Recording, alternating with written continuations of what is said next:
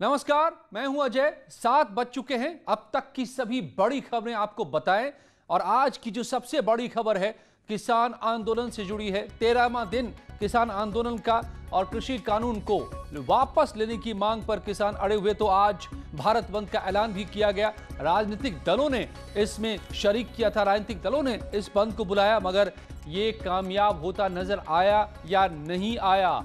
कहां से कैसी तस्वीरें आई आज? बॉर्डर पर अभी भी किसान कहां जमे हुए हैं? दिल्ली में वो कहां जाना चाहते हैं? और कौन सी आज मुलाकातें अब आगे हो रही हैं?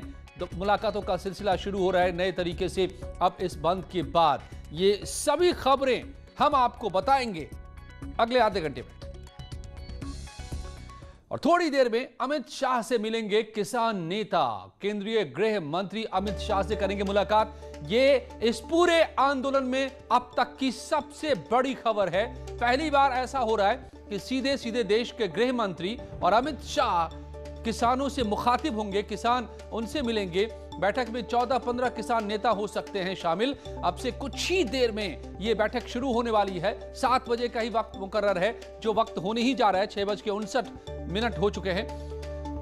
कहा जा रहा है कि सकारात्मक हल निकल सकता है। कल किसान नेताओं और सरकार की कल भी बैठक तय है, लेकिन आज केंद्रीय गृह मंत्री के साथ मुलाकात जो अचानक सामने आ रही है, ये अपने आप में बहुत बड़ा डेवलपमेंट है। शंकर आनंद हमारे संवाददाता जुड़ गए हैं दिल्ली से मेरे साथ, और शंकर मौजूद हैं केंद्रीय गृह मंत्री अमित शाह के घर के बाहर। शंकर, मुझे लगता है कि इन तमाम चीजों के बीच में ये सबसे बड़ी खबर निकल कर आ रही है। क्या मुलाकात शुरू हो गई? क्या किसान पहुंच गए? क्या इससे निकलने के आसार हैं? क्या क्या जानकारी आप दे सकते हैं?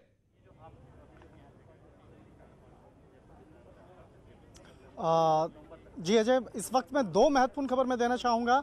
थोड़ी देर के बाद जो किसान के प्रतिनिधि हैं वो यहाँ पे पहुँचने वाले हैं। और दूसरा एक और महत्वपूर्ण खबर है कि पंजाब के मुख्यमंत्री अमरिंदर सिंह 7 बजे फेसबुक पर लाइव होने जा रहे हैं। फेसबुक पर लाइव होने के बाद वो किस तरह से किसानों से बात करेंगे, किस तरह से किसानों के मसले पर बात करेंगे, वो काफ़ी महत्वपूर्ण होगा। और अगर बात करें केंद्रीय गृह मंत्री अमित शाह के आवास की अगर बात करें, तो यहाँ पर थोड़ी देर के बाद किसानों का जो दल है वो यहाँ पे पहुँचने वाला है, जिसमें कि 13 से 14 किसान प्रतिनिधि यहाँ पे शामिल हो रहे हैं। और अगर इन जो किसान प्रतिनिधियों की अगर बात करें, तो 8 प्रतिनिधि पंजाब से हैं और 4 प्रतिनिधि संयुक्त किसान मोर्चा से हैं। और इसके साथ ही अगर उत्तर प्रदेश की बात करें, तो राकेश टिकैत भी इस प्रतिनिधिमंडल में शामिल होंगे। तो ये 14 सदस्य जो दल यहाँ पे आने वाले हैं। वक्त हो चुका है और पहले से ये वक्त आज दिन में मुकर्रर किया गया था 7 बजे के लिए। तो आज जब वो गृह मंत्री से मिलेंगे, तो गृह मंत्री के साथ में इस मामले पर औपचारिक तौर पे बातचीत होगी कि किस तरह से इस मामले में बीच का रास्ता निकाला जाए। और जो किसानों से संबंधित जो उनकी समस्याएं हैं, या कृषि बिल्स की बात करें, या पराली जलाने के मसले पे बात करें, या उन किसानों से संबंधित जो मसले हैं, उन मसलों पर उन लोगों का कहना था कि इस मामले पर वो केंद्रीय गृह मंत्री से बातचीत करने के बाद अगर इस मामले का बीच का कोई समाधान निकलता है, तो निश्चित तौर पर वो बात करने के लिए तैयार हैं।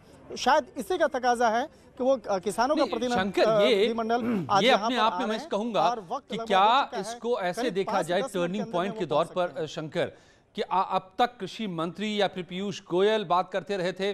पीयूष गोयल इसलिए तस्वीर में सामने आए इस पूरे बातचीत में क्योंकि प्रेजेंटेशन दिया गया था किसानों को समझाने के लिए, वो आगे आए। मगर अब केंद्रीय गृह मंत्री का, अमित शाह का सामने आना बातचीत के लिए और किसानों का उनसे मिलना, क्या अब रास्ता निकलने की शुरुआत माना जाए? कि बंद तो फेल नजर आया आज, लेकिन अब इस बातचीत से रास्ता खुल सकता है।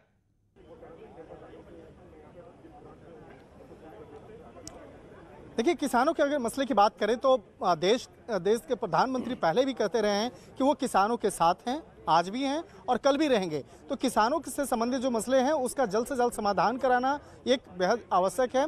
और जिस तरह से अभी हालात बने हैं, खास तौर पर हरियाणा और दिल्ली के बॉर्डर इलाके में जिस तरह से हालात बने हैं, जिस तरह से वहाँ पे किसानों की संख्या में लगातार इजाफा हो रहा है, तो शायद इसी का तकाजा है कि केंद्रीय गृह मंत्री वो चाह रहे थे कि इस मामले पर बातचीत अगर करना चाहें, तो बातचीत का रास्ता तो हमेशा से खुला हुआ है। आज अगर किसान के प्रतिनिधि आज बात करने के लिए उनसे आ रहे हैं, तो वो उन्होंने कहा कि ठीक, उनको आने दीजिए, बैठ के बातचीत करेंगे। और अगर बातचीत के माध्यम से अगर इस मसले का समाधान होता है, तो ये बहुत ही अच्छी बात होगी। हालांकि कल विज्ञान भवन में पहले से जो इसकी दरकार है, और जैसा आप कह रहे हैं कि हर कोई चाहता है शंकर कि अब बातचीत से समाधान निकले, किसान भी अपने घरों को लौट पाएं जो इस वक्त लगातार 12-13 दिनों से बैठे हुए हैं सड़क पर, और जो व्यापारियों को, तमाम लोगों को आने जाने में परेशानियां हो रही है वो भी खत्म हो। तो ये किसान नेता किस किस से मिल रहे हैं, इसमें कौन कौन नेता है आप ये भी देख रहे हैं। राकेश टिकैत इसमें शामिल है, गुरनाम सिंह इसमें शामिल हैं जो किसान नेता अभी गृह मंत्री से मिलने जा रहे हैं, जगजीत सिंह शामिल है इसमें,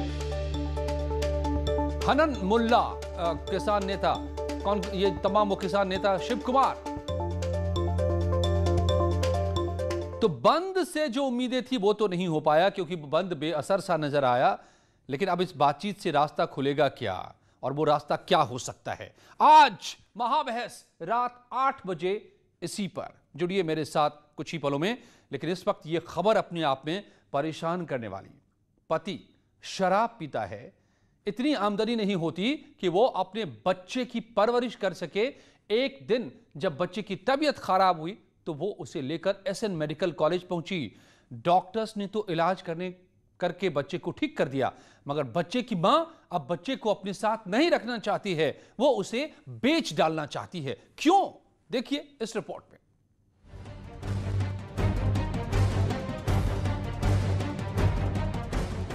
आगरा के एसएन मेडिकल कॉलेज परिसर में अपने पति की करतूतों से परेशान एक महिला अपने 1.5 महीने के बच्चे को बेचने के लिए बैठी है। महिला की माने तो उसका पति शराबी है, दिन में जो भी कमाता है सब शराब में उड़ा देता है। उसे डर है कि कहीं उसके बच्चे का भविष्य खराब न हो, इसलिए वो बच्चे को बेच देना चाहती है। वही तो बात है। क्या बात है? क्यों बैठी है? वो पल पाओनी मोह आता दौड़ा ये बात है। तो क्या बेचने का क्या मामला है? मैं नहीं कोई कैसे ना कोई सुई ले रहा तो ले लो। कितने में बेच रही हैं बच्चे को? मैं तो कचू मोना लगा रहा हूँ। अच्छा, कोई देव सुधे आओ नहीं, किसी बात पल जाओ तो पल जाओ भाई। तो आपसे नहीं पल पाएगा बच्चा? मोह आता दौड़ा, मैं कहता रहा हूँ। पति दारू दूंगा, दारू पी तो है। पति दारू पीता है? हाँ। तो कमाई का जरिया नहीं है कुछ? तो यहाँ कब से बैठी हैं आप? मैं कल से बैठी हूँ। तो कोई आया नहीं अभी बच्चे? कोई देख हुए तलक ना जागा मोए। इस महिला का नाम पिंकी है। ये सोमवार से ही एसएन मेडिकल कॉलेज के इमरजेंसी वार्ड के बाहर बैठी है। महिला अपने बच्चे को बेचना चाहती है, लेकिन इसे कोई खरीदार नहीं मिल रहा है। महिला का कहना है कि वो बच्चे को नहीं पाल सकती क्योंकि उसका पति शराबी है। देखिए, मामला ये है कि इस महिला ने कल यहाँ इमरजेंसी की ईडी में बच्चे को भर्ती कराया था। बच्चा भर्ती रहा, रात भर इसमें इनको दिक्कत रही है। फिर उसके बाद में इस बच्चे की छुट्टी करा लिया इन्होंने। अब छुट्टी करा लिया तो यहाँ बैठ के बच्चे को ये बेचना चाहती थी। लोगों से कहिए, कभी किसी से कहिए। एक महिला ने इनको बच्चे खरीदने की इच्छा भी जताई। उन्होंने इनको बच्चे को कपड़े भी खरीद के ला के दिए, नए कपड़े भी पहने हुए हैं। लेकिन उसके बाद में वो ये करी थी मैं लिखा पढ़ी से बच्चे को लेना चाहती हूँ। अब उन्होंने फिर नहीं लिया तो फिर यहाँ पर ये नुमाइश लगा के बच्चे को बेच रही थी। जो भी जितने पैसे दे दे उसको बेच रही थी। तो ऐसे में जानकारी पाकर फिर मैं आया, तो फिर मैंने पुलिस को इन्फॉर्म किया। यहाँ पर पुलिस आई है। तो पुलिस भी पहुंच चुकी है। आप देखिए, ये पुलिस के लोग भी यहाँ पहुंच चुके हैं और ये बेहद मतलब एक तरह से कह सकते हैं कि शर्मनाक है समाज के लिए भी। और ये नुमाइश लगी हुई है एक तरह से, और बच्चे को बेचने के लिए इस तरह की नुमाइश समाज पर एक तरह से कलंक कहा जाएगा इसे। फिलहाल एसएन मेडिकल की इमरजेंसी में महिला अपने बच्चे को बेचने के लिए बैठी हुई है घंटों से, और अब तक उसे कोई मदद नहीं मिली है। कैमरामैन बंटी के साथ हिमांशु त्रिपाठी, न्यूज़ 18 आगरा। तो जैसे ये माँ बता रही है कि शराबी पति के आगे इसकी ममता इतनी बेबस हो गई है कि ये पाले तो कैसे बच्चे को आगे भविष्य में, इससे बेहतर कि किसी के हाथों बेच डाले। प्रभाकांत अवस्थी एडीएम सिटी आगरा मेरे साथ जुड़ गए हैं। प्रभाकांत अवस्थी जी, ये आपके सामने मुझे लगता है कि अजीबोगरीब समस्या के तौर पर सामने आई होगी। समाधान क्या नजर आ रहा है, क्या आप कर सकते हैं इस महिला के लिए? कल ये बात संज्ञान, कल ये महिला जो है पिंकी वाइफ ऑफ लोकेश, ये थाना सदर नंदपुरा की रहने वाली है और ये कल एसएन मेडिकल कॉलेज में अपने बच्चे के साथ जो है भर्ती हुई थी जी। इसका बच्चा 1.5 महीने का है और सूखा रोग से जो है बीमार है। इस बारे में एशियन मेडिकल कॉलेज के जो प्रधानाचार्य हैं उनसे भी बात हुई है। उनका ये कहना था कि कल ये बच्चा जब भर्ती हुआ है और सुबह अपने आप को ये बच्चा लेकर के महिला जो इमरजेंसी इसके गेट पर आ गई, और चूँकि ये महिला कुछ मानसिक रूप से अस्वस्थ भी है, जैसा कि मेडिकल कॉलेज के प्रिंसिपल साहब ने बताया, तो कभी अपने आप को मिर्गी के दौरे पड़ने की बात कहती है, कभी कहती है कि मैं बच्चा इसको बेच दूंगी, कभी कह रहा है कोई इसको ले ले, इस तरीके की बातें कर रही थी। तो फिर पुलिस को तत्काल जो है संज्ञान में लाया गया और MM गेट की पुलिस वहाँ पहुँची। उन्हें इस महिला का जो घर परिवार है उसका पता लगाया, और उसके जो जेठ हैं जिसके पास इसका महिला का जो बड़ा बच्चा है वो उसका पाल पोस रही है, उनके द्वारा भी बताया गया कि इस महिला जो है मानसिक रूप से अस्वस्थ है और कभी कुछ बात करने लगती है। फिर इसकी आर्थिक मदद जो है की जा रही है। एशियन मेडिकल कॉलेज में इसका बच्चा जो है दोबारा जो है इसका भर्ती करा दिया गया है और पुलिस सुरक्षा में उसका इलाज वहाँ पर चल रहा है।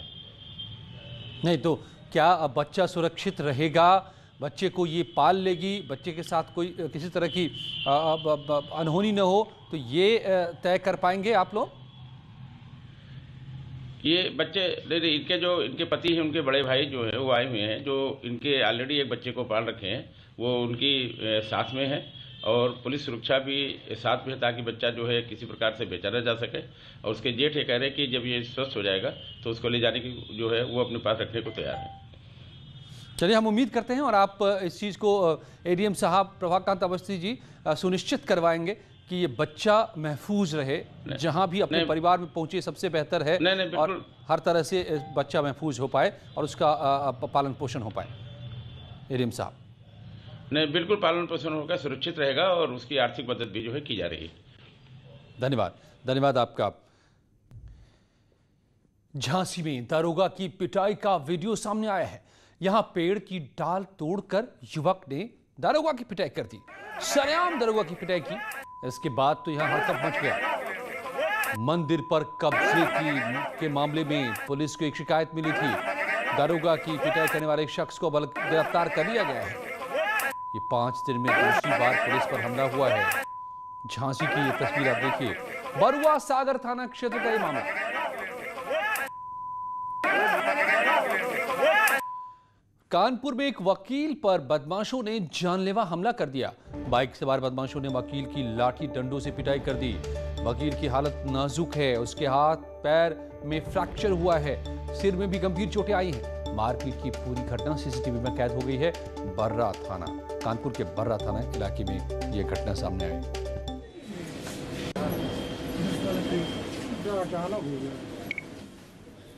एक वकील की किस तरह लोग लाठी डंडों से पिटाई कर रहे हैं।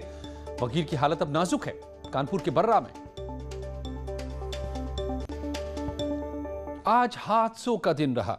मथुरा में पिकअप वाहन ईंटों से भरी खड़े ट्रैक्टर ट्रॉली से टकरा गए। हादसे में 3 लोगों की मौत हो गई, 18 लोग घायल हो गए। हरदोई में खड़े ट्रक में कार जा घुसी, 3 लोगों की यहां भी मौत हो गई। फतेहपुर में बेकाबू ट्रैक्टर ने कार सवार युवकों को टक्कर मार दी। हादसे में एक युवक की मौत हो गई, जबकि 2 लोग गंभीर रूप से घायल हो गए। बागपत में हाईवे पर 2 कारों में आमने सामने की टक्कर हो गई और कार सवार महिलाओं और बच्चों समेत 7 लोग जख्मी हो गए। 3 की हालत गंभीर बनी हुई है, उन्हें मेरठ रेफर किया गया है। कानपुर में एक बड़ा हादसा टल गया जब बंद रेल फाटक से निकल रहा युवक ट्रेन को आता देख पटरी पर बाइक छोड़कर फरार हो गया। नंदन कानन एक्सप्रेस के इंजन में बाइक जा घुसी। ट्रेन 25 मिनट तक खड़ी रही, लेकिन एक बड़ा हादसा यहां टल गया।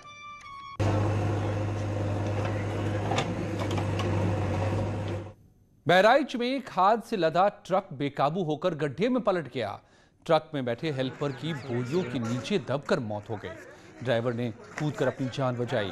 सूचना पर मटेरा थाना की पुलिस पहुंची, खाद की बोरियों को हटाया, बोरियों के नीचे से दबे हेल्पर के शव को निकलवाया। ये ट्रक गोंडा से सुजली जा रहा था, तभी बहराइच के मटेरा थाना इलाके में बेकाबू होकर पलट गया।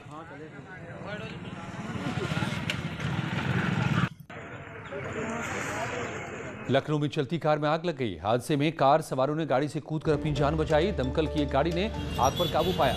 आग लगने की वजह साफ नहीं हो पाई है। विभूति खंड थाना इलाके के फ्लाईओवर की घटना।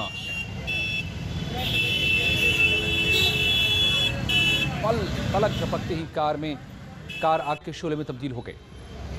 बड़ा जरूरी होता है कि गाड़ी के भीतर हमेशा हथौड़ा रखें। ऐसे में अगर गेट न खुल पाए तो शीशे को तोड़कर बाहर निकलना तुरंत जरूरी होता है। अयोध्या राम मंदिर निर्माण समिति की 2 दिवसीय बैठक खत्म हो गई। बैठक सर्किट हाउस में हुई। 15 दिसंबर के बाद बुनियाद की नियमित खुदाई का काम शुरू हो जाएगा। 15 दिसंबर तक देश के जाने माने तकनीकी विशेषज्ञ ट्रस्ट और समिति को अपनी रिपोर्ट सौंप देंगे। बैठक में फैसला लिया गया कि पहले चरण में परकोटे का निर्माण होगा। राम जन्मभूमि तीर्थ क्षेत्र ट्रस्ट के कोषाध्यक्ष गोविंद देव गिरी महाराज ने कहा कि 67 एकड़ के बाहर राम मंदिर की भव्यता के अनुरूप विकास के काम किए जाएंगे। दिनांक 15 के पश्चात तुरंत हमारे फाउंडेशन के लिए हम लोगों को किस प्रकार की नीति अपनानी चाहिए, इसका निर्णय देश के सबसे ऊंचे विशेषज्ञों से हम लोगों को प्राप्त हो जाएगा और इसलिए उसका भी काम हम शीघ्र आरंभ करने जा रहे हैं। अभी प्रातःकाल से हम लोग इस काम में लगे हुए थे और L&T को साथ लेकर के, TC को साथ लेकर के, सोमपुरा जी को साथ लेकर के हम विचार कर रहे थे। और यूपी के किसानों के लिए खुशखबरी है। किसानों को मिलेंगे 4,333 करोड़ रुपए। 2 करोड़ से ज्यादा किसानों को इसका फायदा मिलेगा। पीएम किसान सम्मान निधि के तहत ये मदद दी जाएगी। यूपी सरकार ने केंद्र सरकार को लिस्ट भेज दी है। 2 करोड़ 25 लाख किसानों को अब तक फायदा मिला है। किसानों को मिल चुके हैं 22,594 करोड़ रुपए और अब फिर से एक बार किसानों को दी जाएगी राशि 4,333 करोड़ की। किसानों को हर सुविधा दे रही है। किसानों को के लिए अनुदान, उपकरणों पे अनुदान की योजना चलाई गई है और माननीय प्रधानमंत्री किसान सम्मान योजना के अंतर्गत भी उनके खातों में सीधे धनराशि जा रही है। लगभग 2 करोड़ 16 लाख किसानों को अभी शीघ्र ही ये धनराशि उनके खातों में हस्तांतरित होने वाली है। ये अनुरोध है किसानों से कि वो किसी भ्रम में न रहें। सब सरकार उनके साथ है। उनके सम्मान के लिए, उनके लाभार्थ के लिए सरकार कार्यरत है और न्यूनतम समर्थन मूल्य सरकार उपलब्ध करा रही है। तो यूपी से तो किसानों के लिए खुशखबरी आ रही है। क्या दिल्ली से भी आई खुशखबरी? मुलाकात हो रही है किसानों की अमित शाह के साथ। क्या निकल जाएगा रास्ता, खत्म होगा आंदोलन? आज महाबहस रात 8 बजे, अब से कुछ ही पलों में इसी पर जुड़िए मेरे साथ। और इस वक्त कुछ ही पलों में उत्तराखंड की खबरें।